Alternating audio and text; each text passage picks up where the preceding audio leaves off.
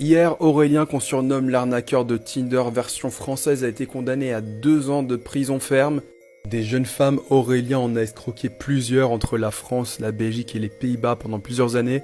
L'affaire que je vais vous raconter, c'était celle de trop. Pour ce faire, on va remonter au mois de mai 2023. Aurélien, l'arnaqueur de Tinder, est en fait Aurélien, l'arnaqueur de Bumble. Sur Bumble, Aurélien ne s'appelle pas Aurélien, mais il s'appelle Charles-Édouard Kabla Schneider. Le Charles-Édouard a 37 ans. Il est un avocat d'affaires qui habite à New York. Mais de passage en Belgique, il tombe sur le profil d'une certaine Marie.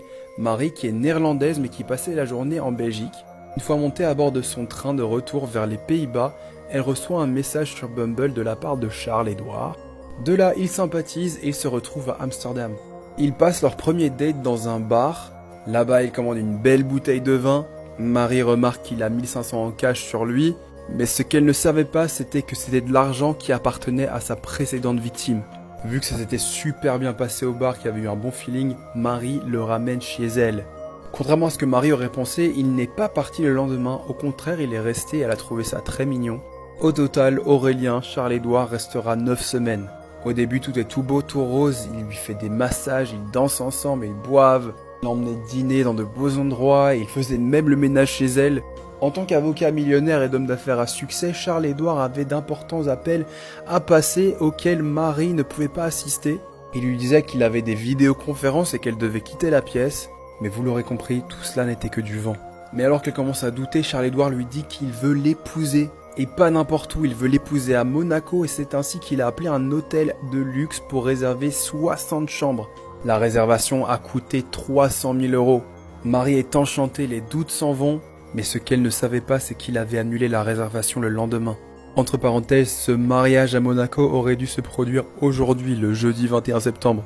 Prochaine étape pour ce millionnaire et Marie, c'est d'acheter un appartement et c'est ainsi qu'ils visitent ensemble un penthouse d'une valeur de 10 millions d'euros. Pendant ce temps, il vit encore chez elle à Amsterdam. Elle lui paye à manger, elle lui paye des vêtements. Elle dépense pour lui des milliers d'euros. Ça vous rappelle pas quelqu'un là ? Bref, de retour à Aurélien, ou plutôt Charles-Édouard Kabla Schneider. Voilà que cet été, il emmène Marie à Paris pour un petit voyage détente. Il l'emmène dans un salon pour un massage, et alors que Marie se fait pomponner, Charles-Édouard s'enfuit avec son téléphone, ses cartes bleues et son ordinateur.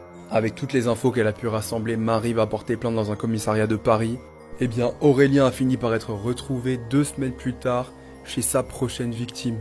Hier au tribunal, il a dit qu'il avait eu de vrais sentiments pour Marie, et qu'il en a encore et toujours. Marie se sent couverte par la honte, elle a expliqué qu'Aurélien l'avait forcé à inviter son patron au mariage, et finalement elle a dû aller lui annoncer qu'elle s'était fait arnaquer, mais elle tenait à être présente au tribunal pour toutes les victimes en Belgique, en France et aux Pays-Bas, toutes les personnes qui n'ont pas porté plainte. Comme je vous l'ai dit, Aurélien a été condamné à 2 ans de prison ferme.